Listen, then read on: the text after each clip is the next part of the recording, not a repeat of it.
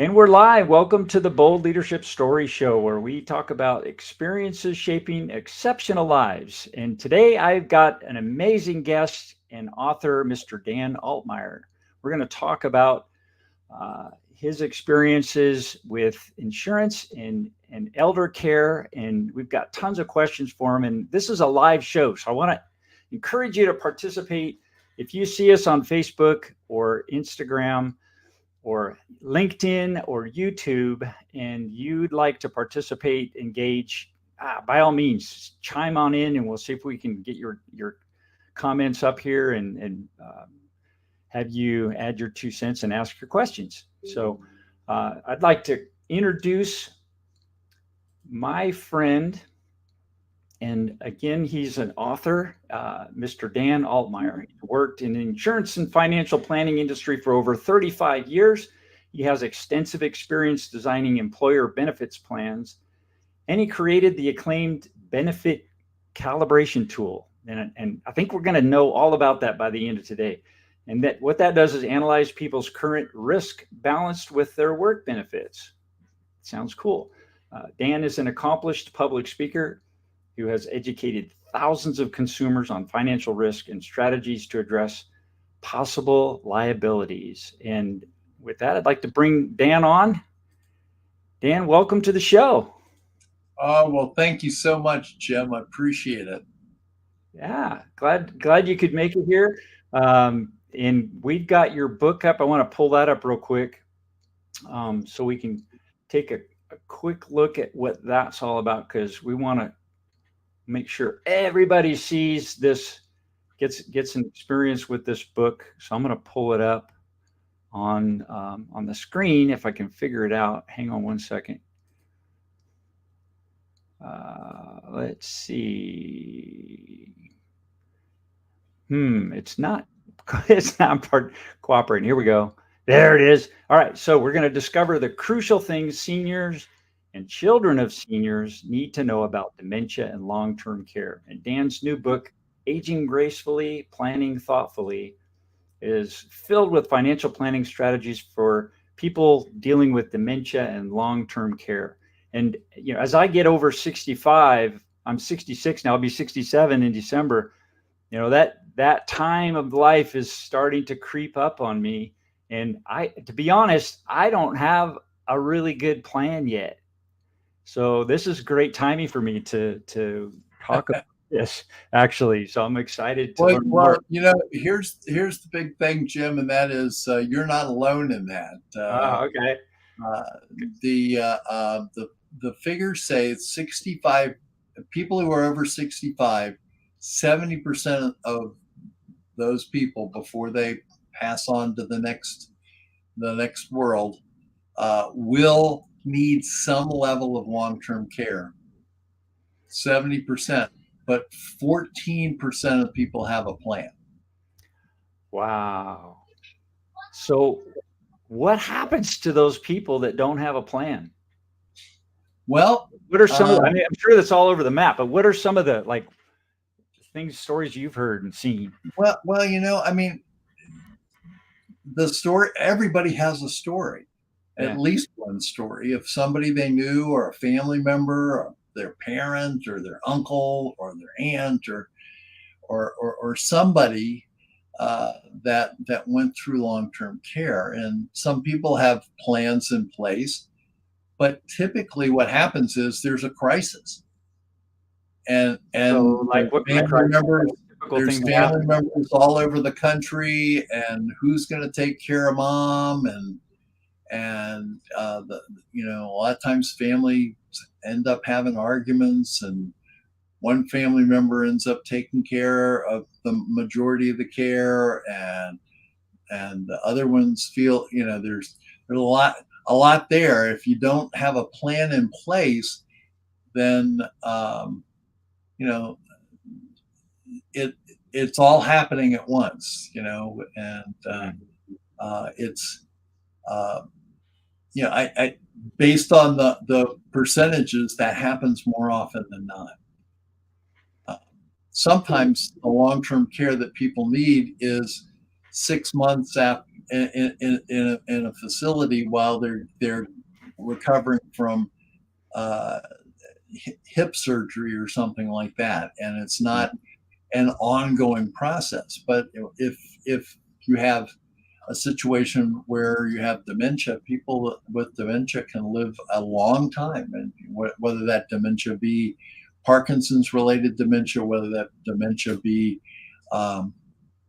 Alzheimer's related dementia, or there's over 1,000 different types of dementia, and so it's it can be a challenge, and some people deteriorate very quickly with dementia. Some people it's a long, slow slide, and there starts off with a little bit of care. Like my wife and her two sisters were caring for their mother, and it turned out to be 24/7, 7 days a week.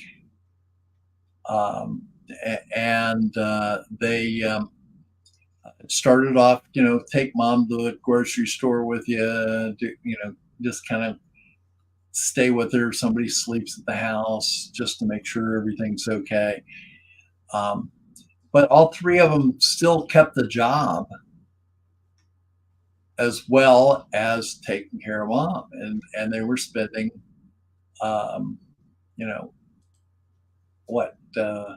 like 45 hours a week each involved in their care.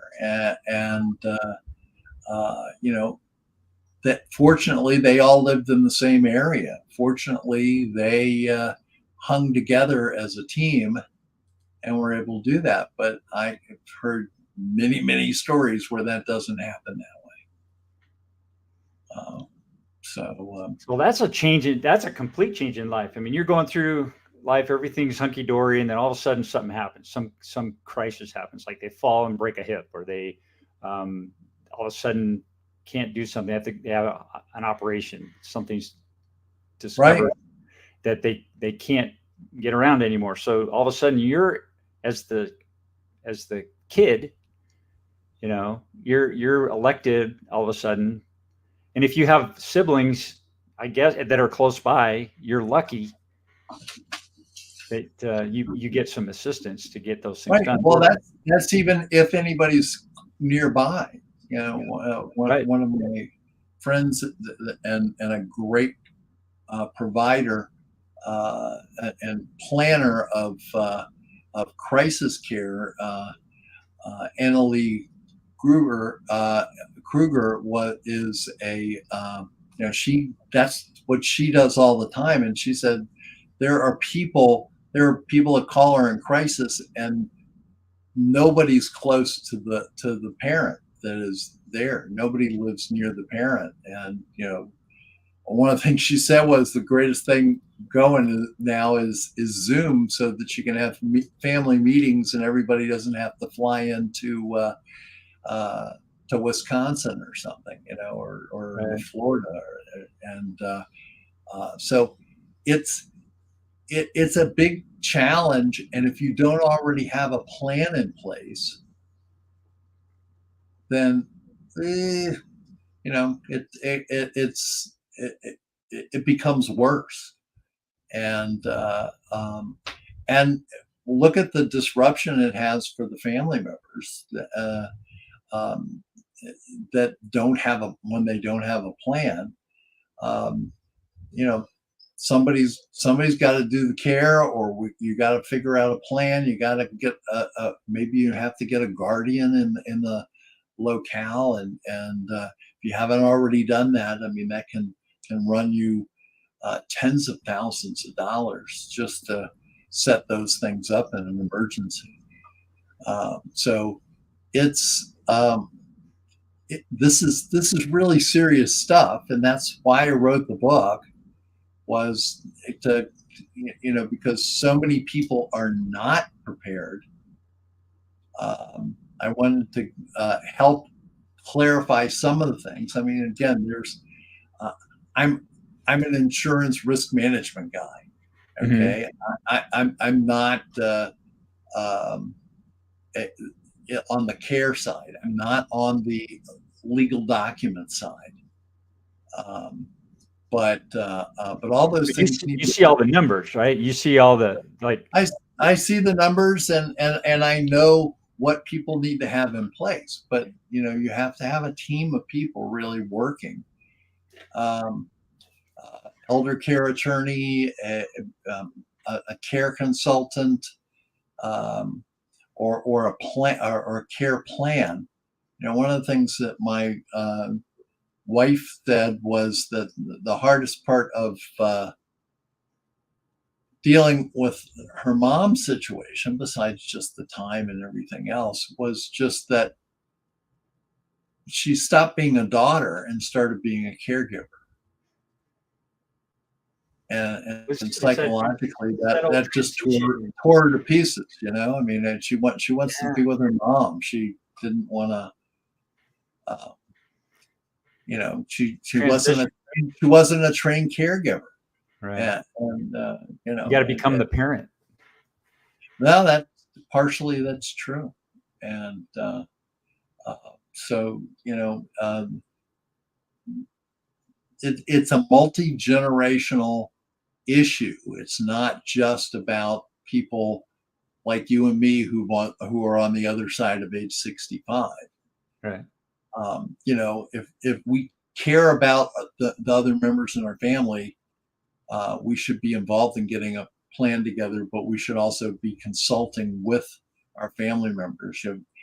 When I ask people over 65 about their plan, they say, "Oh, my daughter will take care of it." By the way, it's usually the daughter. Well, yeah, they're the nurturing ones. Right. Well, at least in our society, that's the role that they've been given, but doesn't mean that they're prepared for it. Right. But then the second question I ask after they say, "Oh, it's my daughter," I say, "Well, does she know?" "Well, she'll be okay." Surprise! Yeah. I know she'll take care of me. Well, then how's this been funded? How are you going to pay for this? Exactly. Well, that's where this comes in. So and there are different ways to get things funded. There are government programs, and then there's private programs. But people need to understand what's required to qualify for a government program, and what those programs are, and realize that if they want a high level of care, and a high level of an environment where they're getting that care, whether it be at home or in a skilled nursing facility or an assisted living facility, that if they want that care, that higher level of care, then there needs to be some kind of private funding one way or another, whether it be through your assets or through insurance, or a combination of that, or maybe you have family members that do some of the care, and maybe the family members are pitching in financially. But again, if they don't know that, therein lies the problem. Why is there such a big gap between, you said 70% are going to be needing long-term care, but I think you said 14% are actually have a plan? Yeah. Why is such a big gap, and what's causing that? And well, I'm going to give you 3 different examples. Okay. That's huge. That's like that's like stupid. Example number 1. Right now, as I told you right before we came on, we've got a rainstorm going on here with thunder and lightning and all kinds of cool pyrotechnics going on here. All right. And there's thunder right behind me right now. But if the weather forecast says there's a 70% chance of rain, a prudent person would take an umbrella with them. I know where you're going. Okay. Yeah, I'm following you. Okay, but how many people take an umbrella? Yeah. And okay, I'm in Maryland, and earlier this year we had a catastrophe in Baltimore where a ship ran into a major bridge on Route 95. I saw that. And unfortunately, there were 6 people working on the bridge. This was late at night, and there were 6 people working on the bridge who were killed in that crash. That bridge was built before these gigantic ships were ever even built. I mean, that it was a pretty gigantic ship. And back when they built it, they didn't build these little pontoons or what they call dolphins to protect the stanchions, the bridge. I don't know if they call it a stanchion, but whatever, the supports for the bridge in the water. If they had retrofitted that with a technology that's been around for 45 years, then probably that crisis wouldn't have happened. And I think it's somewhere between 20 and 30 billion dollars to replace that bridge. Okay. Wow, I got to wrap it up. We knew the risk was there. They also used to have tugboats that would escort the boats in and out, but I guess to save money, they decided not to use tugboats to escort the boats. And so there were a lot of preventive measures that could have been taken. But, well, it's not really going to happen here. That's this way. 20 years ago or so, in New Orleans, for years, I kept seeing specials on TV, on 60 Minutes and on PBS about what would happen if a big hurricane hit New Orleans, the disaster that would happen in New Orleans. Did anybody do anything? No. No, they waited for it to happen, and then the disaster happened. And that's human nature. It's a natural thing that people kind of put things off and say, well, and it's not going to happen to me. Right. Well, yeah. This is it's like what are the 2 things? Death and taxes. So those are the 2 inevitables, right? That everybody has to suffer through. And but yeah, I mean, I'm like, no, I'm not going there. There's no way. I'm fighting it every step of the way. And the fallacies that a lot of people have is, number 1, it won't happen to me. Number 2 is, I'm too old to make a plan now. Okay. And you can get those insurance plans, but the prices go up. Which is true of one of the types of solutions, but not all of them that are available in today's world. They heard that less companies were offering long-term care plans than used to, so maybe there's something wrong with them. And that's not true. There's actually more plans now than there were. It's just they're different types of plans than what we first had when they started making long-term care plans. And other fallacy is, I've got plenty of money in my qualified retirement account, my 401k, my 403b, whatever. What is plenty of money? What does it cost to stay in a long-term care facility these days? Depending on where you are, and you're in California, so the numbers are probably high. Yeah, we got a memory care facility. You're looking at probably $10,000 to $12,000 a month. Huh? Wow. Okay. 12, And if you're in memory care, it's more. So let me get out my brain here for a second and do a little ciphering. So we've got $12,000 a month times 12 months. That's $144,000 a year. That's more Right. than most people make in 3 years of their life, average. Yeah. So how are they going to do that?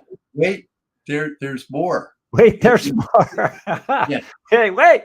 This is I feel like exciting. I feel, what was that guy's name on late night TV that sold all those things? Wait, there's more.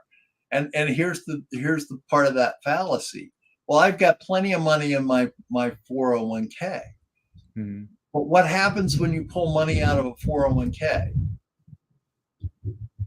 You get, well, if you're supposed to, if you're old enough, you pay some kind of fine, but you got to pay tax on it. You have to pay tax on it. So to get here, you got your calculator. Plug this into it. Okay. Okay. Let's just say that you're pulling money out, and you're pulling out large amounts of money. So your income's going to go up, your tax rate's going to go up. Let's just say 33%. Now, that's probably just state tax in California, but No, it's not quite that bad, but it's getting there. okay. But just say 33%. So divide $140,000 by 0.33.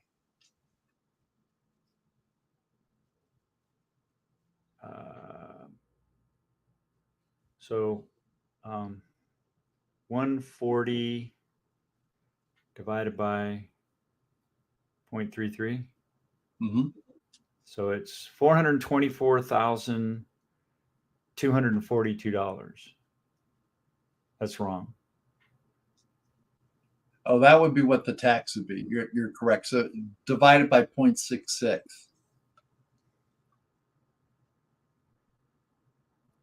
So 212, 121. Yeah. So you're not pulling out 140, you're pulling out 212 to get that book. So okay.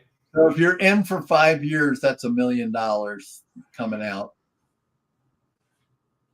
And that just goes. I mean, there's no benefit to it except you get to live 5 years. You're the joy is gone. If you have deep dementia, you might not even realize what's going on. So how do you mitigate that? I mean, is that worst case or is that pretty typical right now? Well, most people prefer and most people start with home care. Right. Okay, so you ease into it. You keep them in the house as long as possible. Right. And there are costs there to retrofit the house if necessary, and everything. Again, those things could have been done in pre-planning, but you're looking at home care. Depending on how much you have to fund the home care with people from the outside, at the home care level, you could have family members adding part of the time and reducing costs and maybe hiring some people. Maybe it's just at the beginning of a memory care issue, and you're just bringing in an aide to help with the cooking and help keep you from burning down the house or something like that. And, right. And so those are less expensive, but typically, at least in this area, you're looking at $20-$25 an hour from a service for non-skilled people coming in. And if you can get $20 an hour working at McDonald's now here in California. That's true. And for any long-term care person that has some training or some specialized services, There, it's going to be there more. may be, well, there may be that, but at least if you're doing home care for $20 an hour, you're not coming home smelling like a French fry. Right. Yeah. Well, and thinking about it, you paying somebody $20 an hour, that's the minimum wage, but they're going through a service to get to provide you. Right. Right. So That's why I say 20. So it's got to be at least double that. It might be more out. I'm not sure what the costs are in California for that, but if you're looking at getting people in who are skilled, then the price goes up dramatically. Mm-hmm. But again, if you're only funding that for 8 hours a day, you're mitigating costs. And again, people would prefer to stay at home. If you do a survey, anybody that's listening right now on this, go into the chat and tell us, where would you prefer to have your care, at home, in a assisted living arrangement, or in skilled care? Let us know right now what you have. If you're and Jim, you're there with a command center with 43 screens and Yes. and all the different places that you've streamed this. So if anybody responds, that would be good. But typically when we do surveys, we ask that question, and the vast majority of people would prefer to stay at home. Oh yeah, for sure.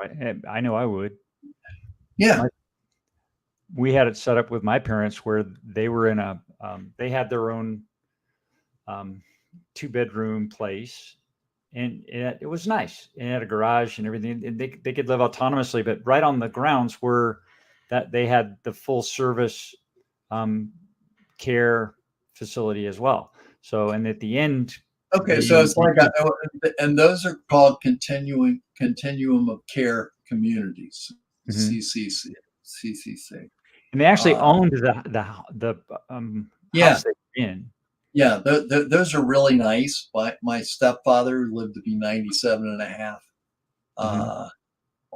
lived in a community like that, and it was great for him. I mean, he after my mom died, he moved in there, and he had so many activities and things that he could do, but he had his own apartment up until the last 2 months, and he continued to want to go back to it. But yeah, well, he sounded like he was a fighter. You said that he fought cancer when he was in his 60s, and then he had diabetes, type 2 diabetes, that he fought without taking meds. I mean, applause to that. He hero, man.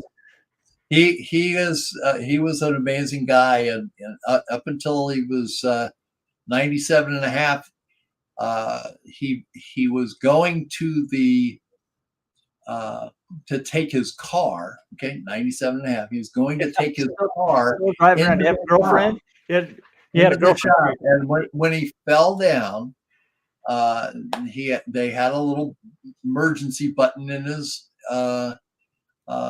apartment, and he was able to crawl over to that and push the button, and they came in and immediately started assisting him and getting ready to take him to the hospital. And the first thing he asked him to do was call my girlfriend and tell her that not to pick me up at the shop. Oh, how old? How old was well, he was 70. He was 97 and a half, and she was 78. An animal. Hey, if you're in a community like that and you've got a car, it's like being the 16-year-old at high school with a Corvette. The chick magnet. Yes, sir. Obviously. I love it. But no, he was an amazing guy, and fortunately for him, up until the last 2 months of his life, he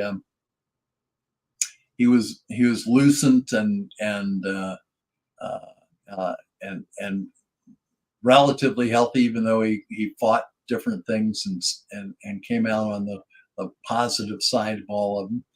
You know, that's that's that's the story everybody thinks they're going to have. Right. You Oh, know, yeah.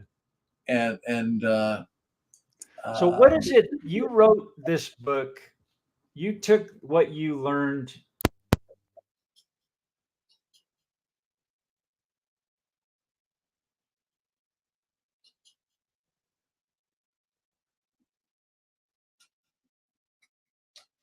Jim, I can't hear you.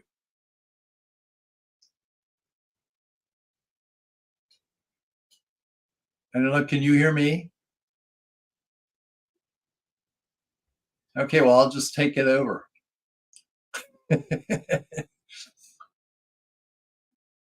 There was a click and then you disappeared.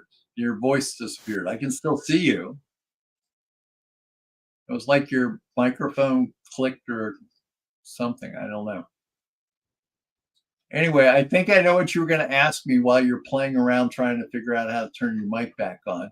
So I'll answer the question that I thought you were going to ask me. And you know, why did I write this book? The reason I wrote this book, I was actually writing another book on the working title is Significant Longevity, and that's about living longer, but making something out of that extra time that you've been given. You know, historically, we're living longer than most generations in the past. And in that book, I had three principles that I am fleshing out. One is embracing your destiny. You still have a destiny. As long as you're still breathing, there's still something else that is here. You're here for a reason. And what is that reason? And how can you embrace that and magnify it? The second thing is building your legacy. And that's in the financial services business, they use legacy for how much money you're leaving for people. Typically, that lasts one generation, maybe two at the most. I'm not diminishing it, but there are other legacies that you can leave, whether it be you're a fantastic grandparent, that you've written a book or several books, that you've done charity work, that you've made a difference, you've mentored people, whatever it is. And then the third thing was assuring your dignity. And assuring your dignity it was a really important thing. And as I was working with that and looking at it, and then in my financial practice, running into so many people who had not planned for protecting their dignity in their older years, I said, you know what? I need to put this other project on the shelf, and I need to bring this topic, wherever it is here, bring this topic to people so they understand that it's not this black hole. It's not this problem where it's so complex. No, it's not. It is complex, but if you take care of it in advance, you're in a much better position to deal with it, both financially, if you take steps financially, and also if you take steps with you know, making sure that you have all of the plans in place, making sure that you have the different I see my web page there scrolling in the background. But making sure that you have the right legal documents, that you plan for things, that the family members know what their roles are in the process. So I felt compelled to put the other project on the side. I'm working on that now, and that's my kind of work of my lifetime right now for I want my legacy to be. But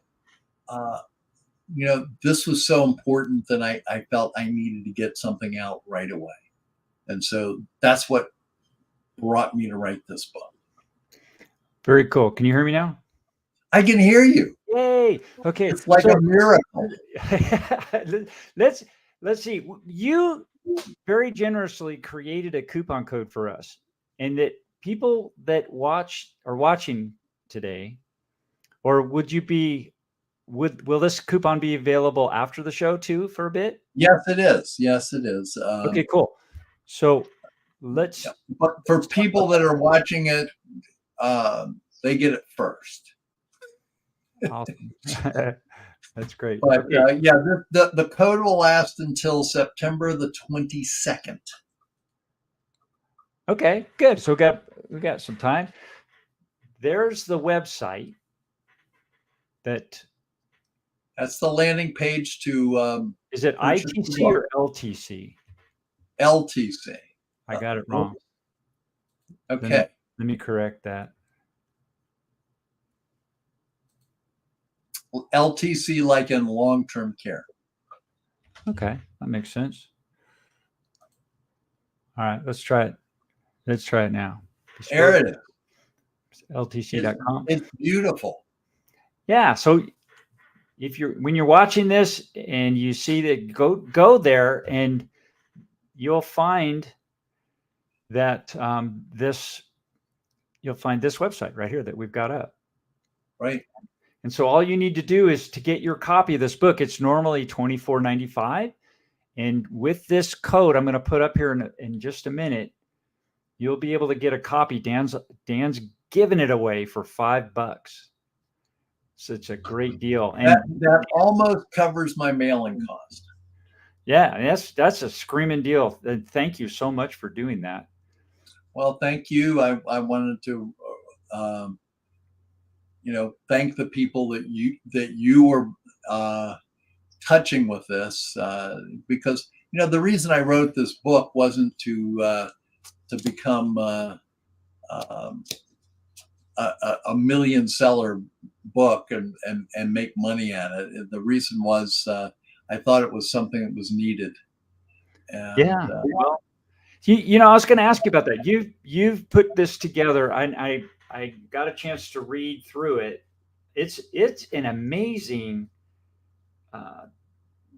really simple, well put together, concise, easy to read document on stuff that just bores me to hell. I start thinking about it. And Jim, that's why you get the plan in place and you don't have to worry about it anymore. Right. And it's not a thick book. Dan's all his years of experience, that's not easy to put this together in this concise a document. It's 122 pages, and this thing's worth at least $1,000. And then just in the back, just thumbing through, looking at the back of this, there's a compendium of resources that he's put together on reverse mortgage information and long-term care insurance, health insurance, government agencies of interest, legal resources. I mean, these are people and organizations that Dan has probably used, right, and vetted over the years, and are credible in some respect. But it's a general compendium, as you put it, of resources that people can use. It's not like, call Dan and you're going to get. By the way, you can call Dan. Okay. And I can help. I'm licensed throughout the United States for insurance. And so what's your website? Where would they go to get a hold of you? This same website here? Well, there's a link on there to get in touch with me, I'm pretty sure. You can go to championhumancapital.com. That's our company website, my company's website. And on the last page of the book, there's actually a QR code where you can set up a 17-minute exploratory call with me and talk about long-term care planning. And if there's a way that I can help you and that we can work together, that's great. If there's another path that is better for you, I'm going to recommend that, because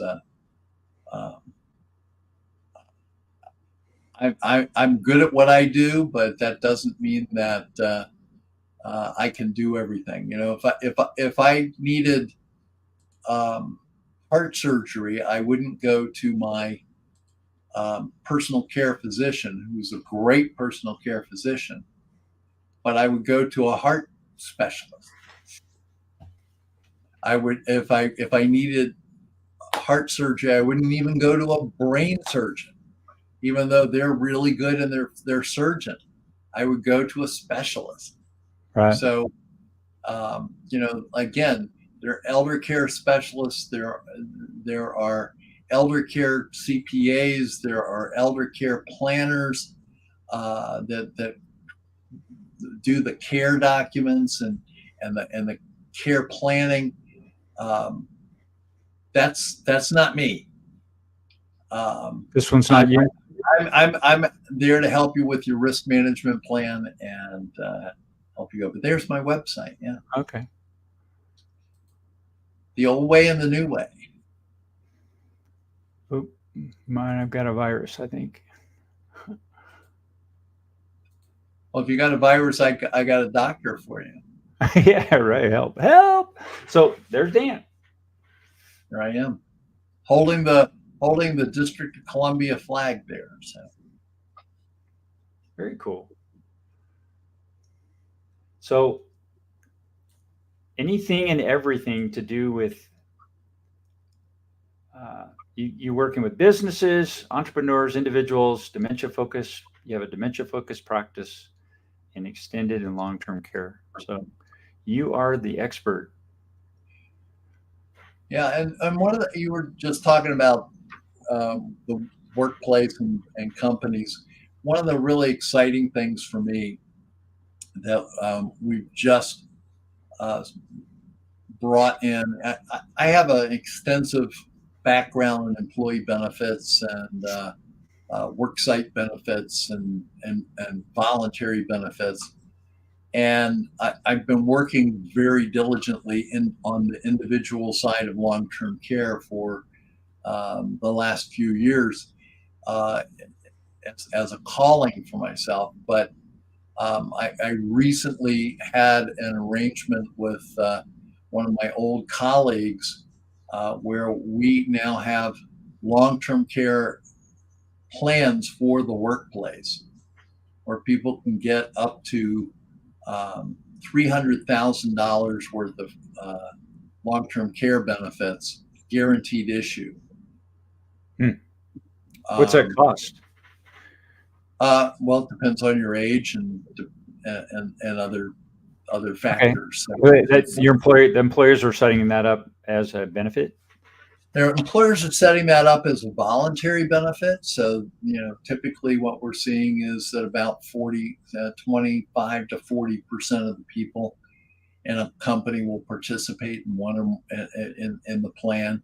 Mm-hmm. They can also put their spouses on the plan. Sometimes that's the best way for them to go. Sometimes an individual product is that's outside of the workplace is a better way to go.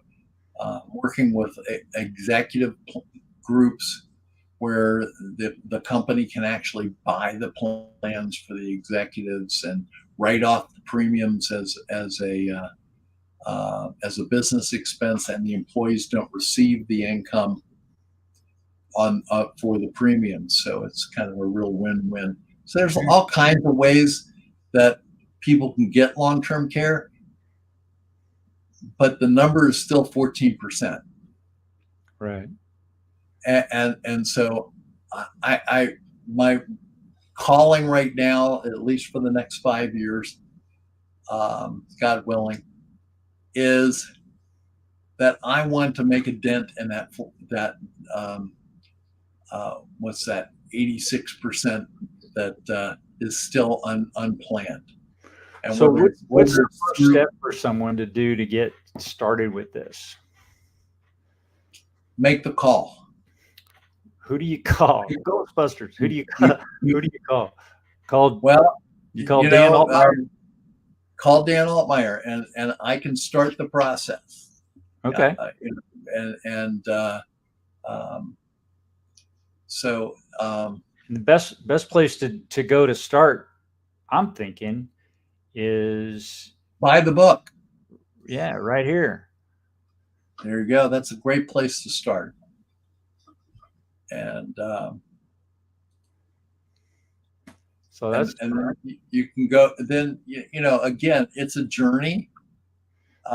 Each person's journey is different. That's why we have bespoke LTC there, because we don't just work with one insurance company. We don't work with one set of solutions.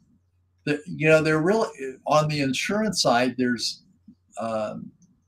used to be one type of long-term care insurance, and it was a health insurance model, and it was very effective, and still those plans still pay. But the problem was, as health insurance costs have gone up, I mean, if you bought a plan like that in 2000, 25 years later, all the expenses have gone up. Mm-hmm. And so has the funding of that. And so in a lot of cases, a lot of the companies, especially some of the bigger ones that were doing it, have had massive rate increases on people. And who wants to get a rate increase when you're 80 years old on something you've been paying on for 20 years? And that's one of the knocks that people have in the back of their mind. They've seen other people have this happen to them. I was just at a meeting with some people over the weekend, and a guy was telling me about how he had a policy for 15 years and he got a gigantic rate increase, and he dropped his coverage. Now he doesn't have any coverage. So that's one type. It's called the traditional type, and those typically start off less expensive, but you have a requirement to pay for the rest of your life, and they can go up in cost. In most cases, I met a guy yesterday actually who had a plan like that he had a 10-year payment plan on, and now it's guaranteed and it can't go up. So, those plans do exist, and for some of my clients, those still are the best plans. But there are also plans that are annuity based, and they're plans that are based in a life insurance contract. And so typically, which are the best ones from your perspective for people, or does it matter? Does it just depend on their situation? It's bespoke. Okay, so each person is going to be different. Yeah. In each person's situation and each person's needs for qualification. Some people are healthy and they can go any direction they want. Some people have pre-existing conditions. Some people have money in qualified money. Some people have money in non-qualified annuities or other vehicles like cash value and life insurance. There's a really neat program that basically nobody knows about called the Pension Protection Act. And if you read through the book, you probably saw the chapter on that. Mm-hmm. But basically what the Pension Protection Act says is that if you have money in a non-qualified annuity or cash value of a life insurance policy, if you're pulling that money out now from those policies, you have to pay taxes on the gains. Right. Okay. But if you roll them into a Pension Protection Act qualified annuity, okay, the money that comes out of that annuity is tax free. So you don't have to pay on any of that gain. See, the government knows that they can't pay all these for all the long-term care. By the way, Medicare only covers up to 100 days of care. So a lot of times people say, oh, Medicare is going to take care of me. No, then after that, there's Medicaid. But to qualify for Medicaid, you have to have very limited assets and basically no money in your name, about $2,000. And the service level isn't probably what you're used to either. Right, exactly. So again, if you can plan in advance, then you're much better off. And if you can, but for everybody, each person is in a different place. And the other side of it is, are you planning for yourself, or are you planning for your parents? If somebody's 40 years old, it's going to be pretty inexpensive for them to buy a long-term care policy for themselves. Mm-hmm.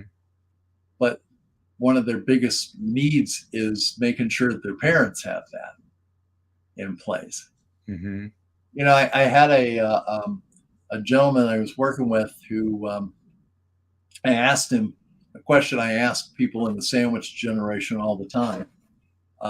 Do you know what your parents' plan is? And mm-hmm. No. And I said, well, then you're probably part of it.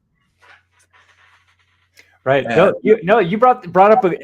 I saw that in the book, the sandwich generation, and I'd never seen that before. Explain that for me. What is that? Well, the sandwich generation are people who still are dealing with the issues around their kids, whether it's daycare, whether it's going to sports games and all that kind of stuff in high school or college or whatever. Or maybe they've got a 30-year-old living in their basement. And so they're still dealing with issues around their family that they've created. But they also got their parents and concerns about their parents and maybe having to provide care there. Okay, so they're the engine that's sandwiched between these two competing sets of needs, right? Yeah, and they're both pulling the opposite directions. One's got massive amounts of energy, go, and the other one's like just trying to survive. Well, my kids still have an elder generation that's got a lot of energy. So, good genes, I guess. Yeah, exactly. But anyway, I was talking to this gentleman who I was just talking about with his dad. He said, "Well, I don't know what my dad's plan is," and he's pretty persnickety. Okay. In what way? What do you mean persnickety? Meaning he's kind of caustic. Why are you asking me that question? Yeah, leave me alone. What are you trying to do? You're trying to put me off into a home somewhere? Yeah. You're gonna put me away, aren't you? Get off my lawn. That kind of stuff. And he said, I'm really kind of I don't know how to approach it with him. And I said, well, here's an idea. You don't have to do this, but here's an idea. Why don't you put your plan in place and take it to him and say, Dad, what do you think about this? And the persnickety old guy, I'm an old guy, so I can say that, is going to say, well, why does he have something that I don't have? Right. And at least the conversation will start because he won't feel threatened by it. Mm-hmm. And part of this is about planning. Part of this is about elder care, attorneys. Part of it's about financial planning, but the other part of it is about psychology. Yeah. And how do you start these conversations? And again, my friend Anna Lee tells me that, some of these conversations get pretty heated. Oh, I bet they do. Because it's like, and when she's helping with a care plan and it's, we were supposed to have a call together on Saturday, and she was a half hour late on the call because of the issues there. So that she was having on a crisis intervention. Mm. And none of that's easy. So if you can plan ahead, you're much better. Another thing, Jim, that I think is really important is I'm a big believer in Maslow's pyramid. The hierarchy of needs. Yes. And if you take care of the things that can bite you, the assure your dignity type of things, Right. you know that you're going to have an income coming in because you either have a pension or you've got an annuity or something like that to take care of you.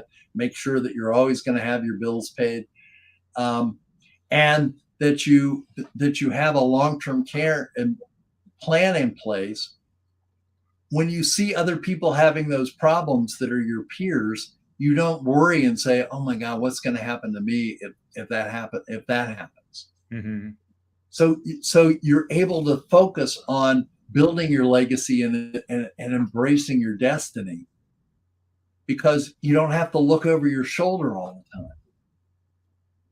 And so doing this planning is not just about taking care of the finances, taking care of making sure that everything's okay for your other family members that might be involved in the process and decisions, but it also helps you become the person that you could be in the rest of your life. Yeah, that's a great way to look at it, because it's like it's a fear. It's like I don't want to have to deal with this. I If want to you put it on. have anxiety about something, it keeps coming back and coming back. It Yeah. ruins your sleep.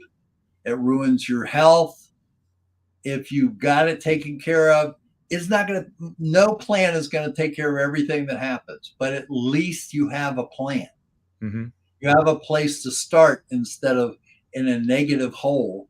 You're at least that you've got a structure to work with, and so it allows you to become to live that significant longevity that I'm writing about now. Yeah, that longevity is definitely a topic I've been focusing on for my personal life of late. And you bring up in the book, you bring up a very interesting point that longevity has two sides to it, and you're talking about that right now. I love that idea because it's something that is counterintuitive. Because you think in the bright side, longevity. I'm going to live a long time, and I'm going to enjoy the experience, and I'm not going to get stuck in a wheelchair or on a walker, and I'm going to be able to do what I want to do, eat what I want to eat, travel where I want to travel, be with who I want to be with, and have a great life. And then all of a sudden you run out of money, or you have an accident and you don't have, something unexpected happens and that you weren't planning on, that you need resources for, that you weren't allocated.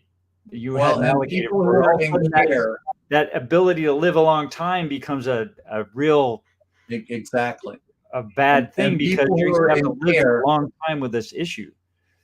Yeah, and people who are in care start worrying, am I going to outlive my money? And then what happens to me? And the people around them have that fear also.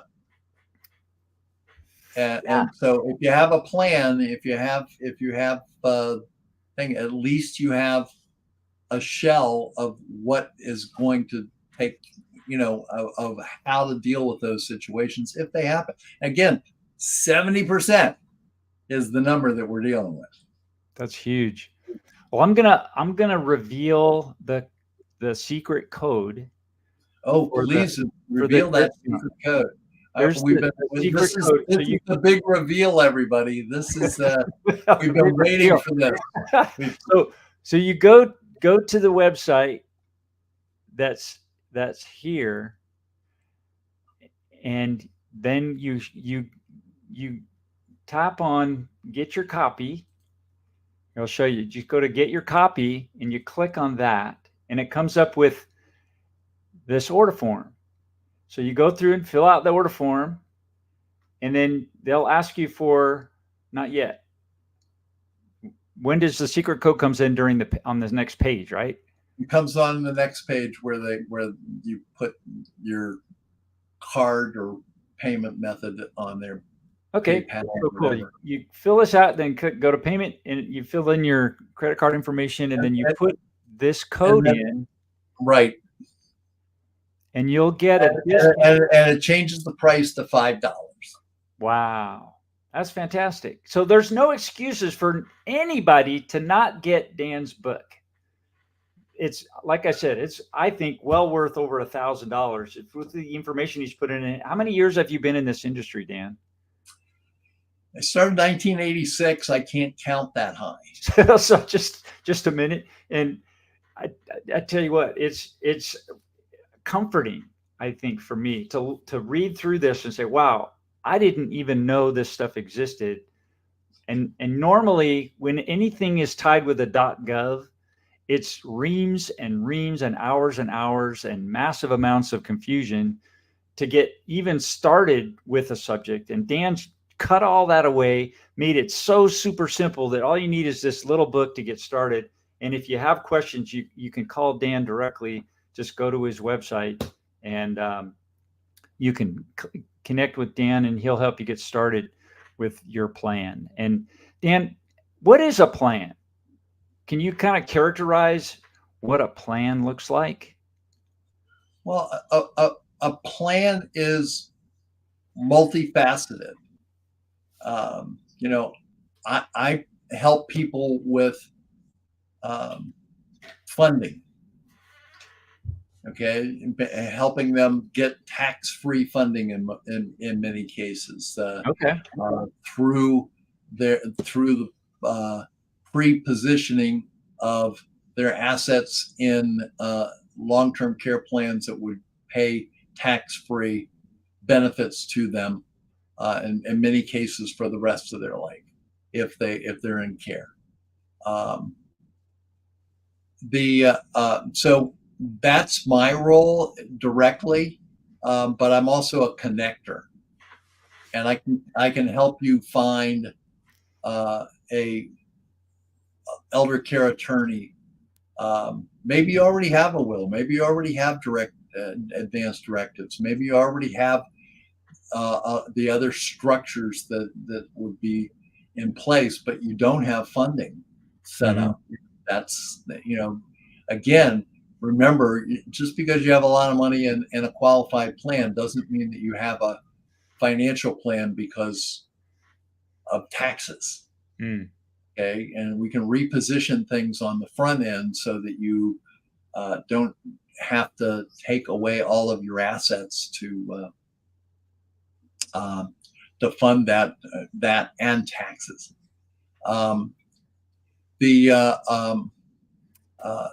So, and then there are people like my friend Anna Lee who can do a complete care plan that includes even managing doctor appointments and things like that if you need that. So there's different levels of planning and different levels of care, but if you do these things in advance, again, you have that structure, you have that base of the hierarchy of needs taken care of, and you can look away. There's what they call the I don't remember what it's called now. But if what you think about is what happens to you. Manifest. The law of attraction. Okay. Yeah, okay. The law of attraction. Manifest destiny. And there's certainly biblical verses that say that similar thing, and that is what you think about is what you get. And so if you're thinking about what's going to happen when I'm sick, I hope that doesn't happen to me. I hope I don't get sick. Well, you're probably going to get sick. You're focused on getting sick. Right. And if you have a plan in place, you don't have to worry about it. And right, you turn your back on that and you look at what can I do? What cool things can I do today? Or how can I make a difference today? What can what can I do that's going to have lasting effect? Wow. There's so You much know, wisdom there. That is right there is worth, that's worth all the advice going. Just keeping your mind in the right place and having that plan in place. You don't have to worry about it and ruminate and get all balled up on the negative side. And like you said, when you're worrying about it, chances are it'll come true. it's a spiral. Well, what's next for Dan Altmire? What are you working on next, Dan? Well, I hope I'm working on helping a lot of people because of this book. But Okay. I'm also working on my book, working title, Significant Longevity. Mm-hmm. And, there's a lot of research that I've done and a lot of research that I still need to do to get this to where I want it to be, and to be as succinct as this one. I don't want it to be, some PhD level 550 page tome. Thank you. Well, I'd like to sell more than 5 of them, so. Well, yeah, get them out to where people can But, actually use them. I have a friend who told me when I became an author, he said, "Are you going to become a 10,000 copy seller?" And I said, "What?" And he said, "Yeah, you buy 10,000 copies and keep them in your cellar." Wise guy. A wise guy. Yeah, I thought that was a good warning. So, I want to make sure that that we edit the book down and make it. But I think there's a compelling message there that I still want to tell, and so that's what's next for me, as well as helping as many people as I possibly can to change that 14% to maybe 25% of the people have a plan. That's one family at a time. So. Yeah. How many people are in one that? business at a time, where I can affect hundreds of people, maybe. So Yeah. So I see these I see these mostly as a marketing guy, as almost like a business card. If you can, the more that you can get out in people's hands, and like any coaching program that you might buy, the numbers are astounding of how many people purchase these things and never even break the cellophane to open them up. It's like in the 90 percentile. But when you have a book and you get it out there, you get people's attention, and they'll at least thumb through it and see what's there and keep it in mind. You become top of mind, and that's what you want, really, right? absolutely. And again, if people read this book and they act on it, and they don't act on it, and by involving me, they've already involved me because they've read the book and they've acted. Yeah. And I don't have. I'm not thinking that I'm going to sell 50,000 books and I'm going to get 50,000 customers or something. That. Well, let's help Dan get rid of I the wouldn't turn 10,000. that down. I would not turn that down, Jim, as a marketing guy myself. But Yeah. If people act on this and understand that there's a lot of simple solutions that they can participate in.